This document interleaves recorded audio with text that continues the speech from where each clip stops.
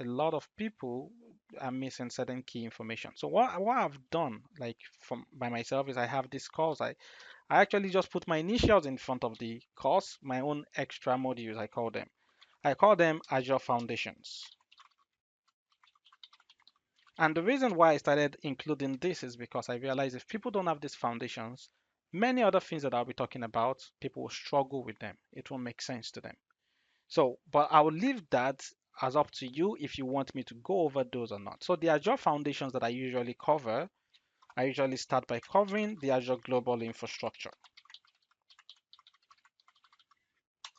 And then I cover the Azure Resource Hierarchy.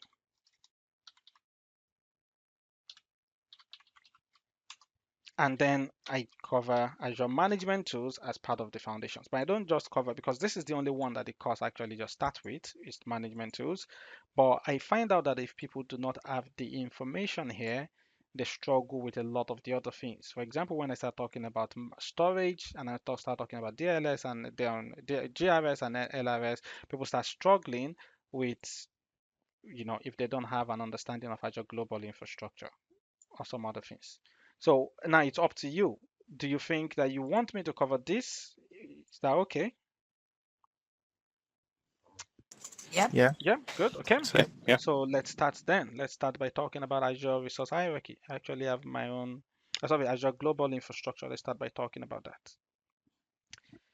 And what I'll do is I'll go bring up a new whiteboard and we'll go from here.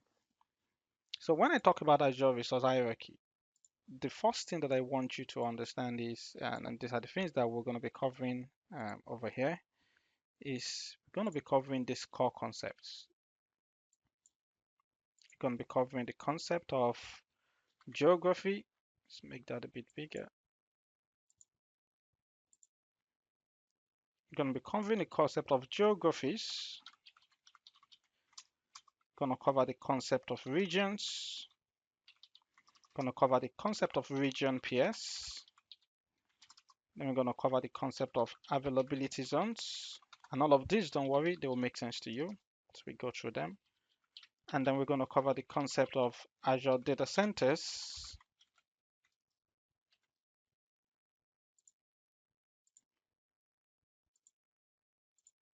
And then we'll cover the concept of availability sets. So those are the main things when it comes to the Azure global infrastructure that we'll cover. So geographies, regions, region pairs, availability zone, data centers, availability sets. Let's start first with geographies. Let's start with that first. When I talk about geography, the first thing that we want to understand is according to Microsoft. This is the world according to Microsoft. What Microsoft have done, they look at the whole world, the entire world, and they decided we're going to divide the world into geographies. Now, why would they do that? What's the reasoning? What are they trying to achieve by doing that? Because other cloud providers, some of them did not really take this approach, but Microsoft, they are unique in this approach that they've taken. They divide the world into geographies. And a geography, according to Microsoft, is a data residency and compliance boundary. What do you mean by that, David? Here's what I mean by that. Microsoft looked at the world and said, different areas of the world have different governmental or legislative requirements in terms of where they can host data, in terms of compliance. We're going to break the world into these different areas, and then this is how we're going to architect our infrastructure in Azure. So, whenever I want to understand Azure, start by understanding the concept of geography.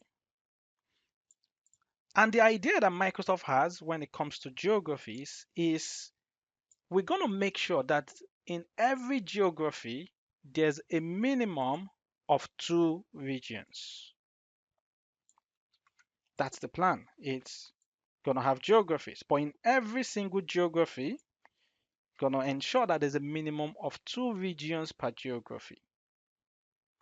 The other thing that they will try to ensure is to ensure that the regions within a geography, if they have only 2, that they are at least 300 miles apart from one another.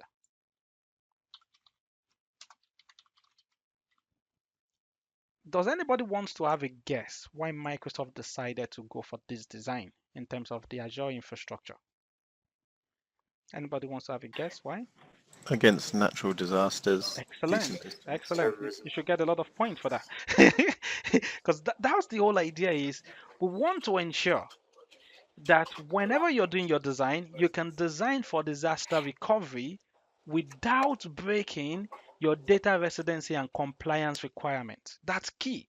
So that's why they started first with geography. We got to ensure that within every geography, every Azure customer can design for disaster recovery without having to break their legislative requirements. And that's very important because otherwise, if let's say they had the UK geography, so for example, the UK is a geography, they have the UK geography. Let's say they only have a single region in the UK.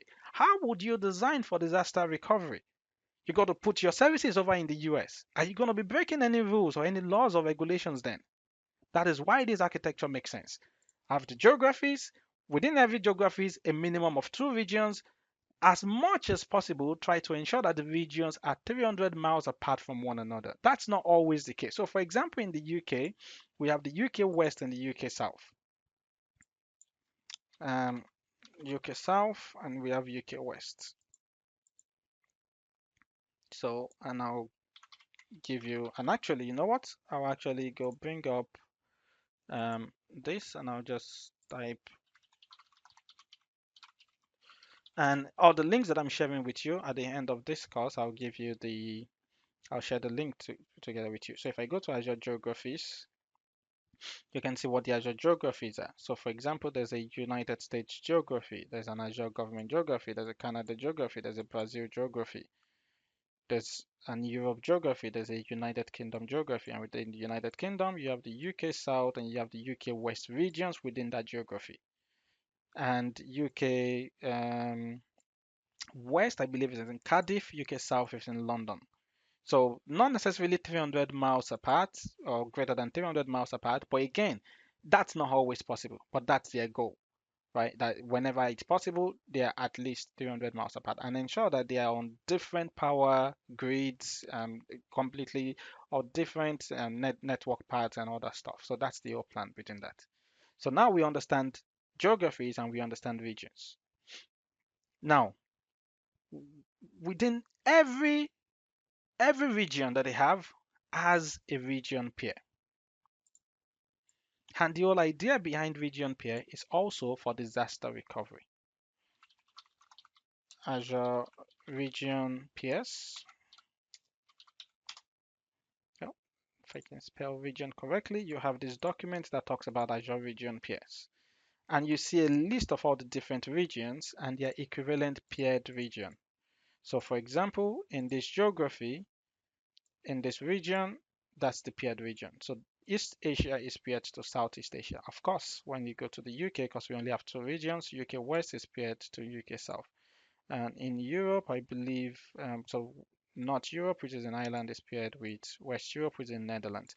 So, and the whole idea behind the pair is for disaster recovery, so that Microsoft, depending, so this is going to make sense to you when you're creating something like an Azure storage account. If you're creating an Azure storage account, it's going to ask you what redundancy do you want for that stuff in Azure. And I go to create a storage account. So let's go on the storage account. Let's make that bigger.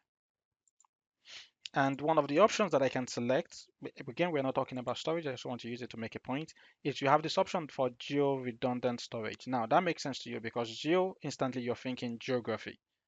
So storage that is redundant across a geography. How can it be redundant across a geography? That means they're gonna replicate whatever content you're storing in this storage account, they're gonna replicate it across two regions within that geography.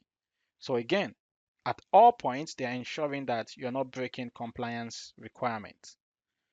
And the whole idea behind that is in this data that I store in the storage account will be replicated across to another region. What region will that data be replicated to? It will be replicated to the paired region. So for example, if I select UK South as the location for this storage account and I select geo redundant storage, any data that I store in the storage account will be replicated to UK West. If I select West Europe as the location for this, any data that I store in the storage account will be replicated to not Europe. Why? Because that is the paired region for West Europe. So that's the whole concept of paired regions. So it's important to know this because now you understand when you select certain configurations in Azure, you know the other location where your data is stored. Does that make sense? Or any question regarding those three that I've discussed so far? Geography, region, region pairs. Makes sense. Makes sense. Excellent. Yeah. Yeah, makes sense. So let's move on then. So what about these regions? What is inside these regions? And as a Microsoft person and somebody that absolutely loves Azure, I must confess that this is an idea that Microsoft absolutely stole from AWS. Because if you worked with AWS in the past, and I've worked with AWS a lot, I actually worked with AWS a lot longer than I've worked with Azure because I've been in the business, in the cloud business for a lot longer. AWS, right off the bat, they had the concept of availability zones. And your concept is whenever you select, I want to deploy my services into this region, you can select which group of data centers within the region that you want your resource to be deployed into. Microsoft did not do that. So initially, when Microsoft started out, Microsoft had UK South, UK West. So whenever you want to create a VM, for example, and let me get a nice VM image over here very quickly. And let's get virtual machine image. In the past, if I wanted to deploy an Azure virtual machine, it's going to ask me, do you want to deploy it in which region? I say, I want to deploy it in UK South. That's it. Which data center is my virtual machine deployed into? None of your business. Microsoft handles that. It's like, okay, how many data centers exist in this region? None of your business. You just select UK South and that's it. That's as far as you can go. The issue with this, or actually, I'll give you the opportunity. Does anybody want to tell like the issue that people started running into when this was the only option that they had? Any guess? Any thoughts? Any idea? So the only option that you had in the past when to deploy this virtual machine, you can select UK South. What that? I'm guessing maintenance was an issue. Windows updates. Um, well, not necessarily maintenance. So here's the main issue. So I'll give you. Let's say this virtual machine is running SQL. Virtual machine is running SQL. My goal is to design for high availability so that if there were to be a failure in this data center that this virtual machine is running in, my service can carry on running. I think we may need to mute ourselves again, sorry, because of the noise, because of the background noise. Yeah, thank you. Okay, so if my goal is to design for high availability and I've got a SQL, and the only option that I can select is I can select this region. My goal is whatever data center this SQL virtual machine is running, I want to design that if that data center were to fail, I can carry on running. That's a problem because the only other option that I can do is I can go to deploy a replica of my SQL in UK West. And that's a big problem because if these are 300 miles apart from one another, inevitably there's going to be some latency because you cannot beat the speed of light, right? There's going to be latency. So that latency is going to be too much for SQL to make this functional for me. So I'm going to be probably getting, seconds of latency or whatever, milliseconds of latency. It's going to be seconds of latency or even maybe the high-end milliseconds of latency. I'm going to be getting with this. And that could be a problem for me. So I have my SQL, I have my SQL replica in here. The whole idea of availability zones is to help you with this. Because what Microsoft decided to do with availability zones is this. How about within every region, we have 3 groups of data centers. So let's restructure this, and this will make a bit more sense to you once I do that. So within every region, we have 3 groups of data centers. Notice I did not say 3 data centers. I said 3 groups of data centers. So data center group number 1, data center group number 2, data center group number 3. And I have the option of to select which group of data center my service is deployed to within this region. So now that I solved my problem because I can put the first SQL in this group of data center, the second SQL server in this group of data center, and the latency between them, guaranteed latency by Microsoft between availability zones, is less than 2 milliseconds. So now I can have synchronous replication going across these, and I've also designed for failure of data centers. Whereas in the past, when the only option that I had was to select a region, there wasn't any other way for me to design for failure of a data center without putting my service in another region. Now I can design for failure of a data center within the same region and without me having to go across 300 miles, which add latency to my service. Does that make sense? Yep. Yep. Yes, it does. Yeah, So, David, are you saying that there's multiple data centers in UK South? there's lots of them. There's Right. there's definitely more than 3. Because again, remember that when I said availability zone, I did not say availability zone is a data center. It's a group of data centers. But now what happens is that you can, so let me go back to show you what I mean, because that will make more sense if I go over here, if I go to create a resource, and this time around, I'll go to create a virtual machine, not a, I go to create a virtual machine, not that. One of the options that I have here is availability options. If I select here, let's go UK South, and availability options here, I have availability zone, and okay, let's go back, availability zone. Oh, it's Azure is, oh, here we go. Just takes a while. Availability zone. And now I can select which zone I want to deploy this virtual machine in. Zone 1, Zone 2, or Zone 3.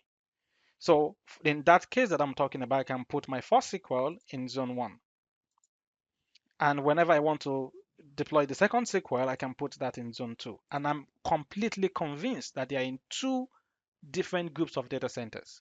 So that if something affects Zone 1 in terms of data center level, it's not going to affect zone 2 because they're on different network and different power grids and all of that.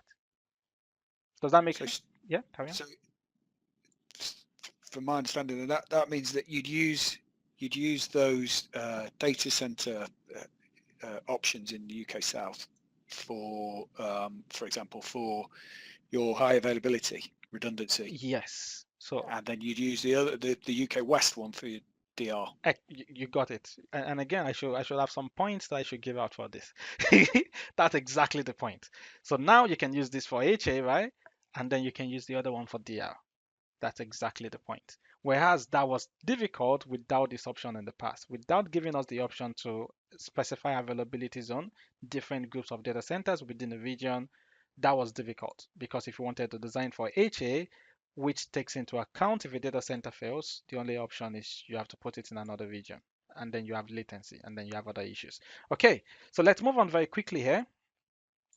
And so let's go very quickly. Let's draw these out. Let's put UK West. Let's put 3 availabilities on. And by the way, again, this idea was stolen directly from AWS. AWS have always have 3 availability zones. Or they used to have 2, but then they've improved to 3 for most of their regions now.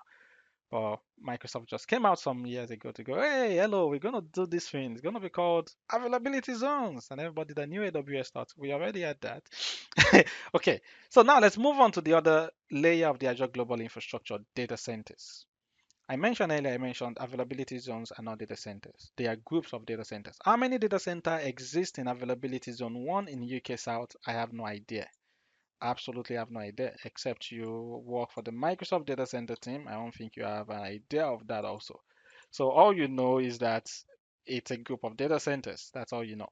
But let's talk about these data centers. What do they look like? What's within them? How do they operate them? And let's just give some basic information around that to help you get familiar with that. So what I'll do is I'll go back very quickly to, and I'll actually, you know what? I'll just go ahead and actually, let's do this. Let me bring up some presentation where I'll show you some diagrams of some of the things I've talked about so far to bring home some of the points. So here's my own special presentation, different from the what we're using in the course. Again, because it's an extra module, so to speak. So we have geos, we have regions, and you can see what is divided into geographies, right? So data residency and compliance requirement boundaries, and then we have your regions. And the thing is, within the region, the goal is to have about 300 miles of distance at least between them. In terms of latency within a region. So when you're talking about availability zones within a region, round trip guaranteed latency is 2 milliseconds. So customer sees regions, customers don't see DCs, and you have different fault and flood zone and electrical grid and hurricane zone and all of that. Okay, so let's move on. Availability zones, they exist within a region. So it allows us to design for HA. So you have different power lines, different networks, different generators, and all of that. So that way you can have different groups of data centers within a single region. So let's move on to, so essentially this is what that looks like. So we'll talk about availability set later, but availability zones, you can see, you can use that to design for, again, your HA, or you can use this to design for your DR. That's the whole idea. And again, we'll talk about this when we talk about different services. So in Azure, we are currently have about 54 regions worldwide in Azure with a lot of fiber cables like built in between. So what I'll do is I'll go to show you some pictures of what some of them look like. So for example, here's a picture of a data center. So, and remember that an availability zone is not a single data center. An availability zone could be lots of data centers. So when you hear like Quincy WA, that's a lot of different data centers and all the stuff. And this is an example of the picture of the one in Wyoming and what that looks like on the inside. It's the one in Dublin Island. That's the North Europe region. Again, it's going to be multi, and again, it's not just like in one place. When you go to North Europe, that could be multiple data centers spread across Ireland. Spread across Dublin and Ireland. It does not just mean one data center. And that's it from another angle. That's the one in Amsterdam, which is the one in West Europe. I think I have one for the UK that I saw recently that I had it there. Oh, I don't have that. I need to look for that picture. I think I had one picture from a Microsoft presentation for the one in UK. Okay. Yeah, but that gives you an idea of what that looks like. The main thing I wanted to talk about, and then we'll take another quick break, is I wanted to talk about what goes on within this data center. So for example, I'll show you a picture. And this picture is from a very old slide that I got from Microsoft. And this is just to give you an idea of the scale of Azure. So if you look at this picture here, what this is showing is showing, I'm not sure, let's increase that to 100%. What this is showing is it's showing some shipping containers. And in other words, when they say they are scaling servers in Azure, that's what they're doing. They are not scaling servers by sending one server at a time. They literally have these shipping containers that they've converted and they've customized, and they have, in some cases, thousands of servers within a single shipping container. So that's how they scale. So UK South, we need more servers. They send out a bunch of shipping containers that contains thousands of servers. That's how they scale them. They don't scale them on an individual level. So these are like massive scale that we're talking about. And if you think that what I'm talking about sounds a bit ridiculous, I'll show you another very old slide. I'm talking about, these are old slides because those were the only ones that I found. These are old slides of what some of that looks like. And this slide is probably like about 6-7 years old.